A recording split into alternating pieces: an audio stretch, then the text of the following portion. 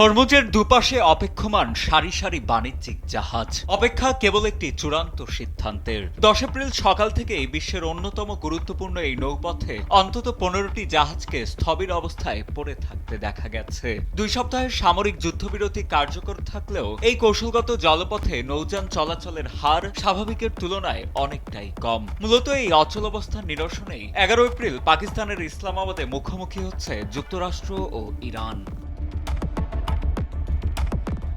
Hormuz প্রণালী দিয়ে বাণিজ্যিক জাহাজ চলাচলের নিরাপত্তা নিশ্চিত করার বিষয়টি এখন ওয়াশিংটন ও তেহরানের আলোচনার মূল কেন্দ্রবিন্দু। পাকিস্তানের প্রধানমন্ত্রী শাহবাজ শরীফ জানিয়েছেন, দীর্ঘদিনের বিবাদ মেটাতে একটি চূড়ান্ত চুক্তিতে পৌঁছানোর লক্ষ্যে এই বৈঠকের আয়োজন করা হয়েছে। মার্কিন ভাইস প্রেসিডেন্ট জেডি ভ্যান্স এই সংলাপে অংশ নিতে 10 এপ্রিলে ওয়াশিংটন ত্যাগ করেন।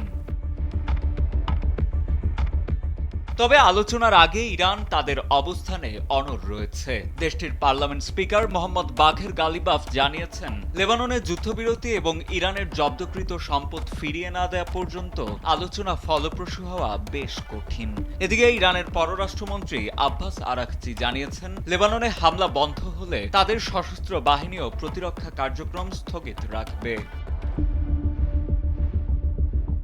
গত 28 ফেব্রুয়ারি ইরানকে লক্ষ্য করে যুক্তরাষ্ট্র ও ইসরায়েলের যৌথ অভিযানের পর থেকেই এ অঞ্চলে উত্তেজনা তুঙ্গে। বর্তমানে ট্রাম্পের দেয়া আল্টিমেটাম অনুযায়ী এই যুদ্ধবিরতি চলছে। এখন সবার নজর 11 এপ্রিলের বৈঠকের দিকে, যা এই নৌপথ সচল করার ক্ষেত্রে যথার্থ ভূমিকা পালন করবে।